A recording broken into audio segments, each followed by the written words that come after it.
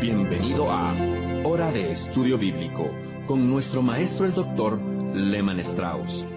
Este estudio es el resultado del tiempo personal con el Señor, el ministerio pastoral y la experiencia en conferencias bíblicas del Dr. Lehman Strauss.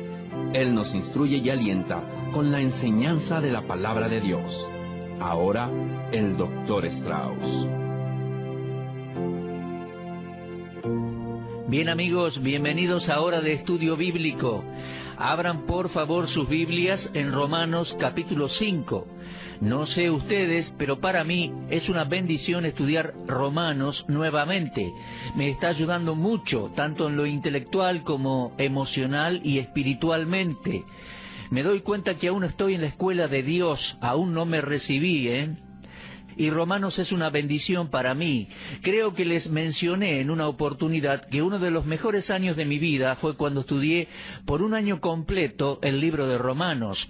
Hace mucho de eso, pero aquí estoy nuevamente y parece que cobrara vida con toda la frescura posible y con aplicaciones nuevas para mi vida. Espero que esto sea así también para con todos ustedes. Así que, por favor, tome su Biblia, ábrala allí en capítulo 5 de Romanos, y antes de continuar con nuestro estudio, vamos a orar. Amado Padre, te agradecemos por habernos salvado y por habernos dado esta relación que tenemos contigo. Estamos tan agradecidos por esa salvación. Jamás podríamos habernos salvado a nosotros mismos. Ni siquiera podríamos haber concebido un plan para salvarnos del pecado y de la muerte, pero tú lo has hecho, Dios, y por eso te agradecemos infinitamente. Gracias, Padre, por este maravilloso libro, la Epístola a los Romanos, por cómo podemos ver el Evangelio en este libro. Señor, alimentanos con tu palabra, obra en nuestros corazones y que podamos así cambiar algo en nuestras vidas hoy. Te lo pedimos en el nombre del Señor Jesucristo. Amén. Vamos a leer Romanos 5, versículos 1 al 4. Permítame que lo lea, por favor. Dice: justificados pues por la fe, tenemos paz para con Dios por medio de nuestro Señor Jesucristo, por quien también tenemos entrada por la fe a esta gracia en la cual estamos firmes y nos gloriamos en la esperanza de la gloria de Dios. Y no solo esto, sino que también nos gloriamos en las tribulaciones, sabiendo que la tribulación produce paciencia, y la paciencia prueba, y la prueba esperanza. En el último programa habíamos visto el versículo 3, ¿lo recuerda? Allí dice: y no solo esto, sino que también nos gloriamos en las tribulaciones, sabiendo que la tribulación produce paciencia. Y hoy vamos a avanzar al versículo 4. Bueno, la paciencia produce experiencia, allí se traduce prueba. La tribulación produce paciencia y la paciencia prueba. La paciencia produce experiencia, que en muchas versiones lo traducen como prueba. Un carácter aprobado o probado. Pablo dice que la tribulación produce paciencia y luego le agrega algo: la paciencia produce experiencia. Ahora, la palabra experiencia aquí tiene un significado hermoso, significa madurez de carácter, da la idea de llevar fruto. Usted sabe, mi amigo, el fruto no sirve hasta que no está maduro, y de la misma manera sucede con nuestro carácter, nuestro temperamento incluso. La paciencia, por medio de las pruebas y tribulaciones, hace que uno madure, enriquece el carácter de uno, le da experiencia. Se trata de una madurez que jamás llegaría sin haber experimentado la prueba. Si uno no tiene problemas, si no tiene pruebas ni tribulaciones, no va a conocer nunca ciertas riquezas y experiencias de la vida, nunca. La tribulación produce paciencia y la paciencia produce un carácter probado, produce experiencia. La palabra griega que Pablo utiliza aquí también se emplea para la metalurgia. Cuando el metal pasa por el fuego para quitarle toda impureza, o cuando se purifica la plata, ¿se da cuenta? Esa palabra describe algo que es producto de la purificación. Cuando la aflicción, la prueba y la tribulación es abordada con paciencia y el cristiano soporta, pelea y sale airoso del conflicto, va a salir fortalecido, va a salir más puro, más espiritual, más cercano al corazón de Dios. Entonces, Pablo dice que la tribulación produce paciencia y luego viene la experiencia, produce una madurez en el perfil de la personalidad. El equivalente griego de la palabra experimentar solo se usa 2 veces en el Nuevo Testamento. En una se traduce aquí, en Romanos, prueba, y en la otra se traduce como experimento. Las tribulaciones son experimentos en esta vida que desarrollan experiencia en uno. El propósito por el cual hacemos experimentos es para establecer algo, para probar o producir algo. Supongamos que usted quiere inventar o descubrir algo, algún agente químico para el bien de la humanidad, digamos que una droga o algo así. Bueno, debe ser enviado a un laboratorio bajo el control de gobierno, es probado, sujeto a una prueba científica necesaria, y de ese experimento va a salir una experiencia, y de esa experiencia va a salir una seguridad, una confianza de que se logró algo bueno. Hace muchos años atrás, un hombre llamado Salk descubrió una vacuna que se suponía prevendría ciertas enfermedades. Se hizo muy famosa esa vacuna, al igual que su inventor. Pero antes que esta vacuna pudiera salir a la venta, tenía que ser testeada, sometida a experimentos. Esos experimentos probaron y produjeron algo bueno. Ahora, Pablo está diciendo aquí que la paciencia produce experiencia. ¿Se da cuenta? La tribulación produce paciencia y la paciencia produce experiencia, madurez, crecimiento. La nueva vida del creyente en Cristo, la cual es un regalo de Dios por medio de la gracia, es un progreso. Y no me refiero a un progreso de la manera que el mundo piensa de un progreso. Cuando una persona que no es salva aumenta sus posesiones y gana más dinero, la gente le dice que está progresando. O si puede obtener una mejor posición en el trabajo o más prestigio, entonces la gente dice está progresando. Si obtiene mayor popularidad, va a considerar que está progresando. Pero, mis amigos, existe un progreso en el área espiritual, fruto de la nueva vida en Cristo. Y sucede en la vida del creyente que ha sido declarado justo, el verdadero creyente, el que nació de nuevo. Pablo nos estuvo recordando aquí en Romanos 5 que las tribulaciones estarán presentes en la vida del justificado. El hecho de que usted sea salvo no quiere decir que será libre de tribulaciones. Usted no va a estar libre de tribulaciones porque pertenece a Cristo y es hijo de Dios.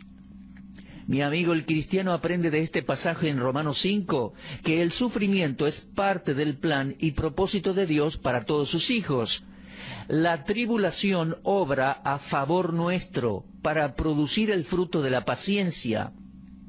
Ahora bien, la idea detrás de la palabra paciencia es la virtud o característica de la persona que es inamovible del propósito de Dios para su vida, y que por su fe en la palabra de Dios permanece leal más allá de las tribulaciones.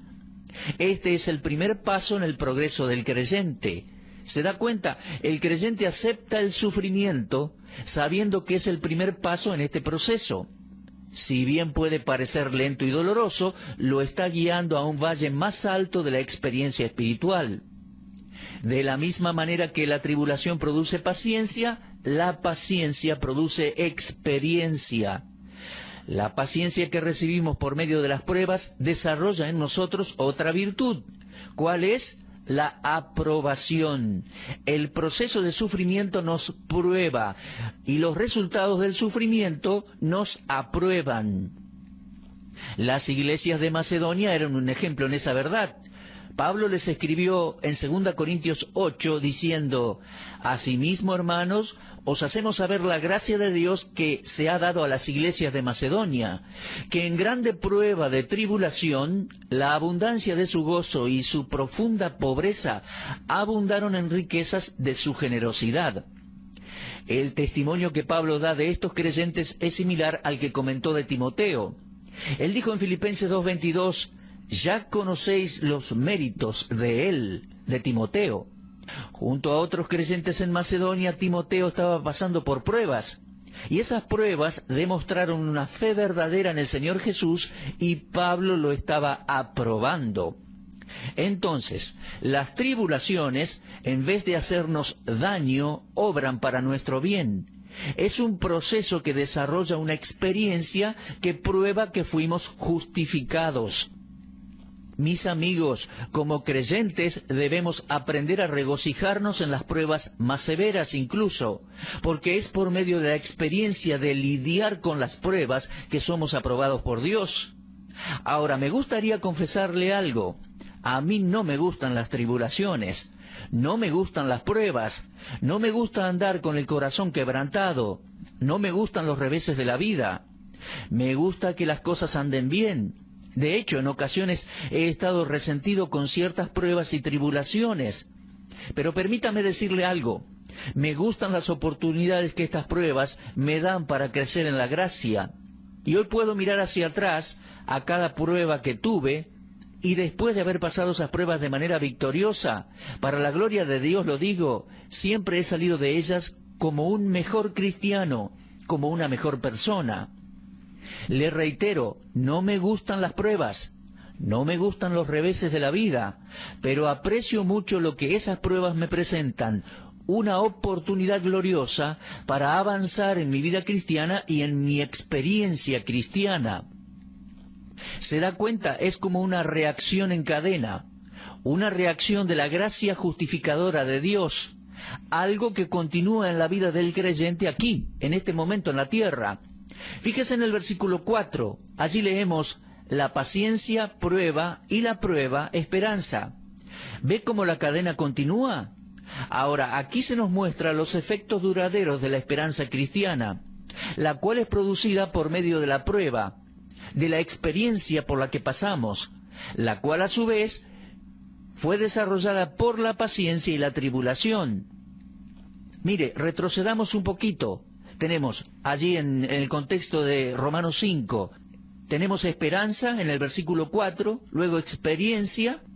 Si retrocedemos al capítulo 3 encontramos paciencia y antes de eso tribulación. Así que la tribulación produce paciencia, la paciencia forma nuestro carácter cristiano y eso produce más esperanza. ¿Se da cuenta de eso? Los efectos duraderos de la esperanza cristiana son producidos al haber experimentado la tribulación, la cual fue soportada con paciencia. Entonces, podemos ver que la esperanza alcanza su mayor fuerza y deja toda vergüenza de lado. Cuando somos llamados a sufrir tribulaciones, nuestra esperanza es puesta a prueba. Y si durante ese proceso, ese tiempo de prueba, nos amargamos y caemos, quedamos avergonzados. El versículo 5 dice, la esperanza no avergüenza, o la esperanza no nos va a avergonzar. Primera de Juan 2:28 dice, ahora hijitos, permaneced en él, para que cuando se manifieste tengamos confianza, para que en su venida no nos alejemos de él avergonzados. Aquí tenemos un precioso secreto solo para los justificados, solo para los que han nacido de nuevo. Dice allí, permaneced en él. Continúe en relación con Dios, mi amigo. No permita que nada rompa esa comunicación con él. Manténgase en contacto con el Señor todo el día. Cuando recueste su cabeza en la noche para dormir, asegúrese que sus confesiones están al día y que está en dulce comunión con Dios. Permaneced en él. Y al hacerlo, las tribulaciones no serán una tragedia, sino un triunfo glorioso.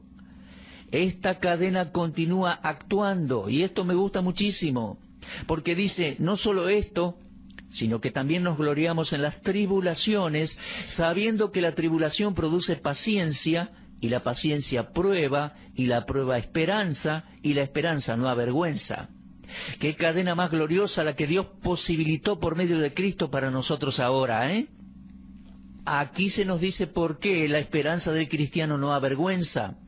Versículo 5 dice, la esperanza no avergüenza, porque el amor de Dios ha sido derramado en nuestros corazones por el Espíritu Santo que nos fue dado.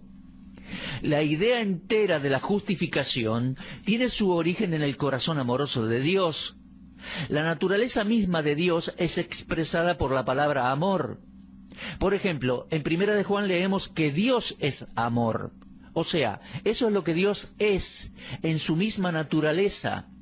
Entonces, en la regeneración, al nacer de nuevo, los creyentes pasan a ser copartícipes de la naturaleza de Dios. Recuerde eso según 1 de Pedro 1:4.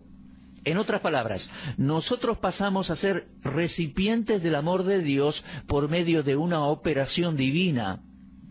La presencia del amor puro de Dios pasa a ser una realidad para el creyente. Y en Gálatas capítulo 5 leemos acerca del fruto del Espíritu.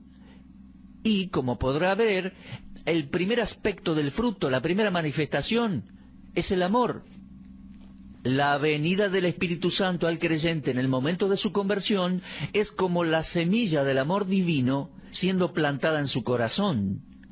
Y el amor de Dios que fluye en nuestros corazones nos da la seguridad que nuestra esperanza no se desvanecerá.